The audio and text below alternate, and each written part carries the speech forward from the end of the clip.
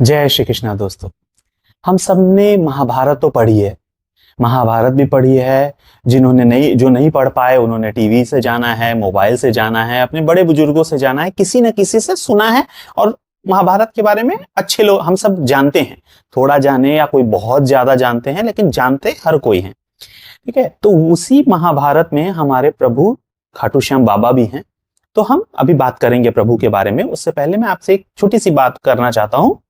तो उसमें क्या है कि मान लीजिए एक छोटा सा बच्चा है जो जब से पैदा हुआ बहुत तेजस्वी, सारी चीजों में परिपूर्ण, कह लीजिए एक तरफ भगवान को अगर हम नहीं देख पाते हैं तो उनको देख लिया तो ऐसा लगता है भगवान के प्रतिबिंब ही कह लीजिए उनको। वैसा आचरण, हर किसी का सेवा भाव, कोई किसी के मन में कोई परेशानी नहीं, कठिनाई नहीं, सब अच्छे से सुखमय जीवन जी रहे हैं। समझ लीजिए कि जब वो उस टाइम में महाभारत काल में जब प्रभु वृंदावन में रहते थे तो उस टाइम में कितनी खुशियां थी, द्वारका में रहते थे, वृंदावन में रहते थे, कितनी खुशियां थी सबके मन में। वैसा ही भाव एक एक समझ लीजिए कि उस टाइप का ही वो जब तक है वहां तब तक सबको ऐसा महसूस होता था। वो छोटा सा बालक जब सबको ऐसा ही महसूस होता था कि पता नहीं कौन आ गया, चमत्कारी। तो उस तरीके से सबके लिए सेवा भाव करते अपना बचपन से ही एकदम खुशहाल जीवन जी रहे थे। 15-16 साल की अवस्था में उनको ये पता चल जाता है कि उनकी उम्र बहुत लंबी है। ठीक है, एक मैं उनको बाबा से नहीं जोड़ रहा, अभी आप उस सवाल में नहीं रहेगा कि मैं उनसे जोड़ के बता रहा हूं। मैं एक ऐसे ही साधारण बालक के बारे में ही बात कर रहा हूं, लेकिन वो उनको ऐसा हम लोग को इंसानों को लगने लगा कि वो बहुत तेजस्वी हैं। तो 16-17 साल की उम्र में उनको पता चला कि उनकी उम्र बहुत ज्यादा है। एकदम 25 साल की उम्र में आते आते उन्होंने अपने जीवन में अपार सफलता हासिल कर ली। उन्होंने सोचा कि अच्छे से जीवन जिएंगे, पूरे समाज का भला करेंगे, कोई किसी के आपसी बैर नहीं, सब खुशी खुशी जीवन जिएंगे और माता पिता की सेवा करके जीवन काटूंगा। अचानक से एक दिन कोई आके आपसे ये बोलेगा कि आप मुझे अपनी जान दे दो, और आपका भाव ऐसा है कि आप कुछ नहीं करेंगे। आप कहेंगे कि ठीक है ले लो, अगर आपको इसी में खुशी मिलती है तो ले लो। लेकिन अगर आप एक साधारण मनुष्य हैं तो आप एक बार मन में ये जरूर सवाल आएगा, थोड़ी सी झिझक होगी कि ले लीजिएगा लेकिन बता दीजिए कि क्या वजह है ना।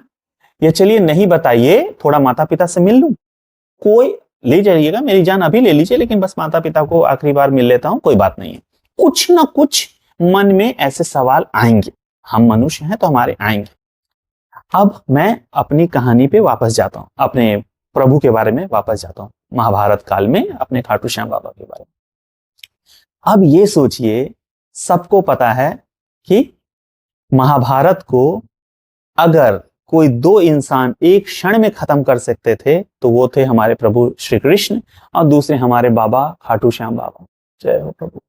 समझ रही, इन दोनों के पास ही ऐसी शक्ति थी। तो अब ये सोचिए कि प्रभु श्री कृष्ण ने अपनी दिव्य दृष्टि से पहले ही देख लिया था कि ये कौन है, इनके जीते जी तो ये नहीं हो सकता, ये महाभारत तो ये जो हारेगा उनकी तरफ चले जाएंगे और वो हारे के सहारा है।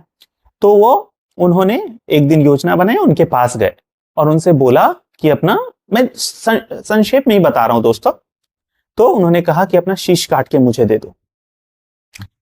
दोस्तों एक क्षण नहीं लगाया हमारे बाबा ने, हमारे प्रभु ने एक क्षण नहीं लगाया, काटा और प्रभु को सौंप दिया। यूं सोच लीजिए, मैंने अभी थोड़ी देर पहले उदाहरण दिया था, सोच लीजिए उनको इतना अटूट विश्वास कि सब कुछ है उनके पास। सोच लीजिए प्रभु श्री कृष्ण जितनी शक्ति एक बार को कि वो भी खत्म कर सकते हैं। वैसे तो नहीं मैं मानता कि प्रभु उनको उनकी शक्ति और इनकी, बस मैं एक बात उदाहरण से के हिसाब से बता रहा हूं कि महाभारत को खत्म करने की शक्ति दोनों में बराबर ही थी, तो वैसे उस हिसाब से मैं बता रहा हूं।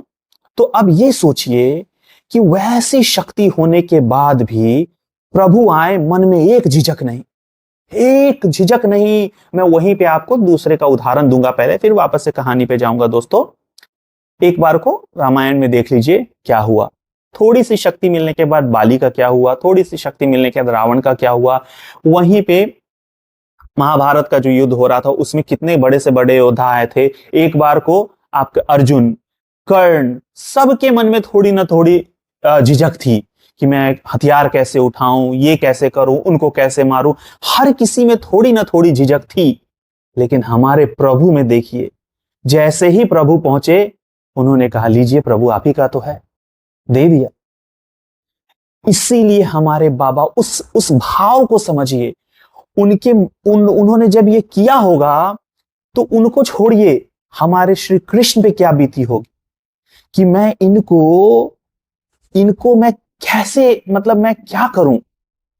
आए, मांगा, दे दिया। एक बार नहीं सोचा, एक बार कुछ पूछा तक नहीं। पहला बोला बांध चढ़ाओ, पत्तों में छेद करो, कर दिया, और पैरों के पास रुक गया। वो कहानी सबको पता है। और ये सोचिए, दूसरे बार में मांग लिया, दे दिया। एक सवाल नहीं, एक जवाब नहीं।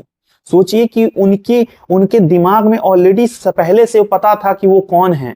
फिर भी सब कुछ जानने के बाद भी हम प्रभु से हजार सवाल करते हैं, प्रभु मेरे को ये दर्द क्यों दे रहे हो, ये परेशानी क्यों दे रहे हो, ये क्यों दे रहे हो, वो क्यों दे रहे हो। और हमारे बाबा में एक सवाल का कोई सवाल नहीं, कुछ नहीं, सीधा लीजिए प्रभु आपका ही तो है, दे दिया उन्होंने। सोचिए कैसे कैसे योद्धा थे। और बस इसीलिए कहा जाता है कि वो हारे का सहारा, तभी भगवान ने उनको अपना नाम दिया श्याम। और तब से जो उनका नाम जपता है कि उनको तो समझ जाइए कि एक बार को किसी की पूजा मत कीजिए, बस उनका नाम ले लीजिए, आपका जीवन सफल हो जाएगा। कुछ भी करने के उनके दर से कोई खाली नहीं गया है। ठीक है, तो मैं थोड़ा कहानी में और आगे बढ़ना चाहूंगा। मैं ये बताना चाहूंगा दोस्तों कि हम जब जाते हैं बाबा के पास तो हम सबको ये पता है कि हम भगवान को नहीं चुनते, हमारे भगवान हमें चुनते हैं कि कौन मेरी भक्ति करेगा।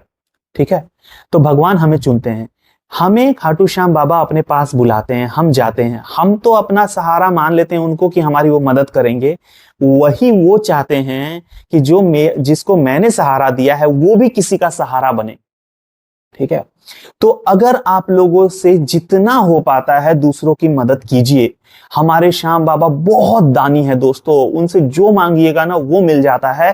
तो वो यही कहते हैं कि चलो ठीक है, मैंने किसी की मदद करी, कोई आया मेरे पास, तो बेटा तुमने किसकी मदद करी, उसको भी तो मदद दो, तभी तो जीवन सफल होगा हर किसी का। हम जाते हैं अपनी सारी चीजें लेकर के उनके पास रख देते हैं, उनसे आशीर्वाद मिलता है, हम घर लौट आते हैं। उनके क्या आचरण को अपनाने की कोशिश करते हैं, जैसा उनका आचरण बिना झिझक के, वैसा हम अपने जीवन में झिझक से जीते हैं। क्यों जीते हैं?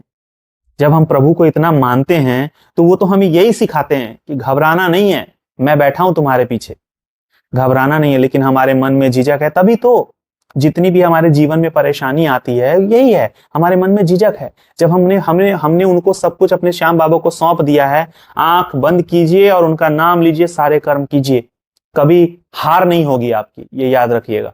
वैसे ही बस एक छोटी सी रिक्वेस्ट है, जितना बन पाए दूसरों की मदद कीजिए, दूसरों को जो हार रहा है उसका साथ दीजिए और उसको ऊपर उठाइए। बहुत खुश होते हैं हमारे प्रभु। तो मेरे को मैं यही चाह रहा था बताना आप सभी लोगों से कि उनका भाव कैसा है। वो हमारे प्रभु ऐसे हैं कि बस जो मांगो वो मिल जाता है, जिनके मन में कुछ भी नहीं है, वो एकदम खाली हैं। श्री कृष्ण के सबसे नजदीक जो हैं दो चीजें, एक तो बांसुरी जो अंदर से बिल्कुल खाली है, तभी वो प्रभु श्री कृष्ण के पास है। दूसरे हमारे श्याम बाबा जो अंदर से बिल्कुल खाली हैं, उनके मन में कुछ भी नहीं है किसी के लिए, वो श्री कृष्ण को अपना सब कुछ सौंप चुके हैं। वही उन दोनों के सबसे करीब है। सबसे करीब अगर उनके कुछ हैं तो यही दोनों हैं दोस्तों। अगर हमें दो चीजें हैं, तो अगर हमें भी प्रभु के सबसे करीब पहुंचना है तो हमें इन दोनों जैसा ही आचरण करना पड़ेगा, अंदर से खाली और साफ मन। देखिए फिर आपके जीवन में कैसे कैसे चमत्कार होते हैं। अगर आपको ये कहानी अच्छी लगी, ये बातें अच्छी लगी, तो चैनल को जरूर से जरूर सब्सक्राइब कीजिएगा और ये वीडियो अपने सारे दोस्तों के साथ शेयर जरूर कीजिएगा। जय श्री श्याम बाबा।